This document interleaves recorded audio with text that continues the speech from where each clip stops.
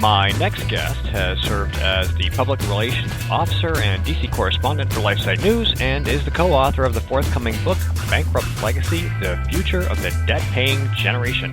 He has contributed to National Review, The Blaze, The Federalist, American Thinker, and others, and is currently an associate editor for TheStream.org. Dustin Siggins, thanks for being on the program today. Thanks for having me, sir. Okay, so on September 1st, the Massachusetts Commission Against Discrimination released a draft document titled Gender Identity Guidance that could have some serious ramifications for local churches in the Bay State. Can you explain that for me? So the document itself was put out on September 1st and takes effect October 1st. It says groups that are open to the public, to the general public, for services and for business, etc., called public accommodations, will have to follow these new regulations. And the regulations include what they will call discrimination on employment, discrimination on housing, and even pronouns, he, she, they, etc. Well, I guess not they, but he and she, that sort of thing. And it says that churches can be included in this if they open up what they called secular events to the public. And the example they used was a spaghetti dinner. Bollock over at the Washington Post, he's a legal analyst over there, pointed out that, churches consider spaghetti dinners part of fellowship. They consider that part of a way to get people to come to their church, to kind of participate in that process and maybe join the church. It's not just a secular event. Just because the state doesn't see, I'm Catholic, so it doesn't see the host being broken in front of everybody doesn't mean it's not religious. And so it creates a real problem here for conservatives who have long been told that we were overreacting to the anti-tolerant tolerance and to what they call the separation of church and state, but now they're trying to use the state to condemn and attack churches. I think early on in New Hampshire when we had the gay marriage debate and they eventually crammed the legislation through, and Governor John Lynch, who said he was never going to sign anything like that, signed it into law. I remember that. I'm from New Hampshire. I remember it very well. Yeah. We talked about how, this is just another foot in the door. This sort of thing we're talking. I mean, we've seen florists, bakers, photographers litigated out of business. Should Massachusetts churches be worried? I would say so. Tyler O'Neill, who's an editor at PA Media, he's the reason I found out about this whole thing through Facebook. He pointed out this will probably go to the Supreme Court and that churches should gear up to, really face some significant battles here through the legal system. I'm sure I heard about this story over the weekend. I was not able to contact the Alliance Defending Freedom and Liberty Council, any of the other groups, First Liberty, that are likely to take this sort of case. But I suspect by the time, October 1st, October 10th, I expect I'll be getting emails on my reporter email about the many churches that are going to be opposing this regulation. Because not only is it a regulation, it actually passed through the state legislature, 26-13 in the state Senate, I believe. And it's really atrocious. I've been meaning to look up. I don't know what Governor Baker said about this. I assume he signed it because it's law, but it's really atrocious that a Republican governor didn't do anything to stop this. Regardless of what one thinks about the, gender identity, LGBT fight, you're going to say to people, you're going to be punished. As a church, especially, but any business, to be able to say, this is what we want to do. This is what happened in North Carolina, too, with the HB2 law, where North Carolina said to everyone in the city, you have to listen to us. And when HB2 was passed, all HB2 said was, for the most part, everyone can do what they want. Cities can't force other people to do what they want, but they can have their own internal policies on bathrooms and locker rooms and stuff like this. And what did the nation's highest-ranking attorney say? Attorney General Loretta Lynch compared this to Jim Crow laws. She legit compared in her big speech. She said it was compared to Jim Crow laws. Now, Jim Crow laws, I wasn't alive back then, but as I understand it, Jim Crow laws said blacks and whites must be separate, and blacks must be kept down. All HB2 did was say, if you agree on one side, go ahead. If you agree with the other side, go ahead. You have the liberty to do what you want to do as a business owner, which is what has been happening in all of history. It didn't change anything. It just put into law what should be everyday practice. It was everyday practice until Charlotte got in the way. And now we're seeing this in Massachusetts. I saw a couple things that really, really startled me. The gender pronouns reference, first of all, combined with this, and I'm going to have two different statements. Now, in your article, you quote a footnote from page 4 of the guidance document that states, violation of the law shall be punished by a fine of not more than $2,500 or by imprisonment for not more than 1 year or both. In addition, the violator shall be liable to the aggravated person for damages.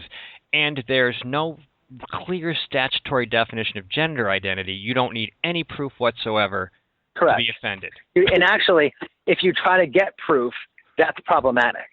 And this is where, as bad as the Obama administration has been on this issue and on religious liberty in general and everything else related to, common sense and human nature, the administration, at least, if I remember correctly, its guidance, if you will, to the Department of Education, at least said that there has to be a doctor's note and parental involvement and certain other qualifiers. This law, just like the one in Charlotte, North Carolina, said, just like Target's policy, if you will, which of course, that's a private group, they can do what they want. Sure. All of these people all said, no, you have to take them at their word. So you have to take somebody at their word. And the radical side of this is that people who believe in the gender identity movement, they believe gender can change frequently, right? You can feel one way or think you're one way. And therefore, literally, I could walk into a Target or walk into a restaurant and say, I feel this way. And you can't do anything. You literally cannot do or say anything because I say I feel it. And this creates the real problem where it doesn't require even a doctor's note or practice to say, like, again, with the Obama administration, the Department of Education guidance said, it has to be, the young person has to be doing certain behaviors for a while. Their parent has to tell you this is actually going on. It can't just be, I think it, therefore. So this is what these other laws are saying. What really confuses me about this, and maybe confusion's the wrong word, interesting, is just because you can't know if you're going to offend somebody when they can choose to be offended at any particular time without proof. Right. And the law forces you to use language defined by the statute. So how is this not compelled speech? I just don't understand. That's a good point. That's a great point. I'm not a lawyer, so I hadn't even thought about that. That's a really good point. I do a lot with free speech. It just because I'm a blogger, at any moment somebody's going to go, but the first thing I thought I'm sorry, what was that again? I said, yeah. Want that one again? I'm sorry, that was discriminatory. So I think it sounds like compelled speech to me. It really does. That's a good point. I guess the question, though, is that, and I'm necessarily ignorant on this, there are some limits to free speech, right? You can be compelled to, if you work in certain environments, to not use the N-word, right? Sure. Or to not use certain words that are automatically considered offensive. I'm not saying he and she are, and nor should they be, especially considering 0.3% of Americans declare themselves to be, quote unquote transgender. So, but I just think devil's advocate for a moment. I have to think there has to be some level where this has been done before, and they would use that to say, well, look, using the Jim Crow law example, well, this is just as bad as what we saw 60 years ago. That's what they're going to say. I'm sure they are, but the word places of public accommodation is very broad, and it seems to me that if you can't know when somebody's going to be offended at any given moment, and they might just choose to be based on their sudden change in gender identity, it really does become a huge problem for people, not just in churches, but everywhere. Yeah, no, that's certainly true. All right, so a few more things we should probably touch on here. How about the fact that the law says in the footnote below the church comment, I think it's footnote number 15 or 13, I forget which one it is, it says all these decisions are made on a case-by-case basis. All punishments are made on a case-by-case basis.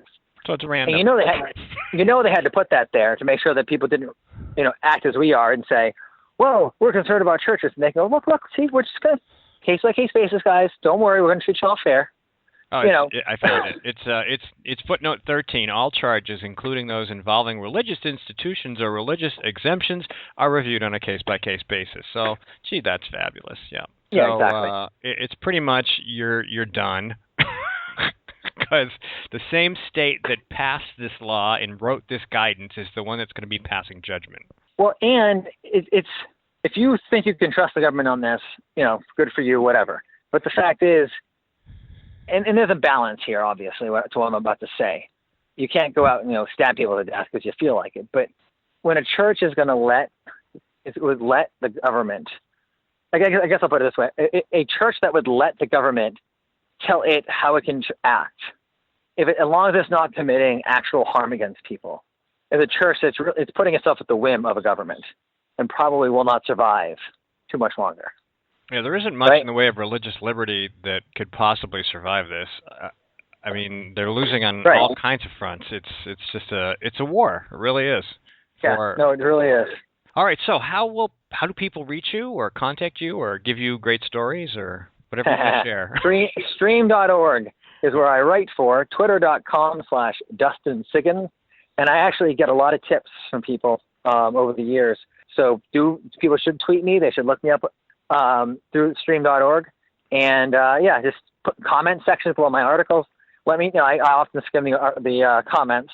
So be sure to look me up and let me know of any stories you're hearing along these sort of lines, or government corruption, budget, and a lot of other issues I cover as well. All right, Dustin, thanks so much for taking time to talk to me. Yeah, thanks for having me.